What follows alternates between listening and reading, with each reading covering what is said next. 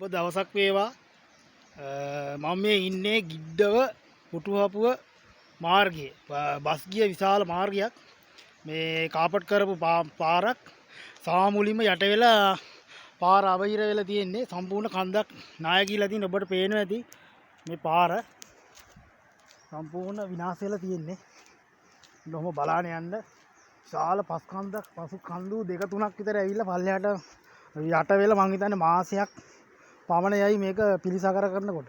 ඉතින් මහා ලොකු අපරාධයක්. මිනිස්සුන්ට යන්න විදියක් නැහැ. දැන් මලගියක් වෙලා මිනිහ මේ කදක් බැඳගෙන තමයි මේ අරන් ගියේ. මේ වතුර බට මිනිස්සුන්ගේ ඉඩම් කලිමුත් මෙතෙන්ට ආපු තැනක් සම්පූර්ණ විනාශ වෙලා. ඉතින් මිනිසා විසින් සබහා ධර්මයේ විසින් මිනිසා නිර්මාණය කරා මිනිසා විසින් පරිසරය විනාශ කරා. ඒක තමයි දැන් මේ වෙලා තියෙන්නේ. ඉතින් කියන්න කනගාටුයි ලස්සන පරිසරයේ විනාශයි. මිනිස්සු විසින් පාරවල් අවීර කරලා, ගෙවල් හදලා විනාශකාරී විදියට ඉඩම් හදලා, කාණු කපලා විනාශ කරලා පස් වලින් කන්ද ඇවිල්ලා විනාශ වෙලා තියෙන්නේ. හරි අපරාධයක්. ඉතින් මාස ගාණක්වත් ඇයි මේක මාසයක්වත් ඇයි හදන්න.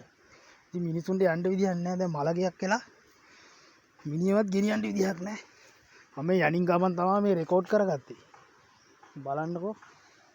ඉතින් හරි අපරාධයක්. මේ පැත්තේ එන්න නම් එපා මේ තෙල්දෙනිය පුටුහපුව පාර. තෙල්දෙනිය ගිඩ්ඩවෙන් නාරම්පනා පාර ඇවිල්ලා එතනින් උඩට එන්න තියෙන පාරේ එන්න එපා. පාර හිර වෙලා තියෙන්නේ. ඔය බාන්න පස් කඳු ඇවිල්ලා යට වෙලා තියෙනවා. බයිසිකලයක් පමණයි එන්න පුළුවන්. එන්න. බොහොම අමාරුවෙන් තමයි එන්නේ.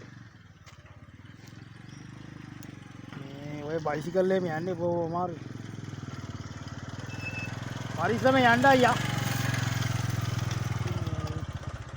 ඕක තමයි තත්ත්වය.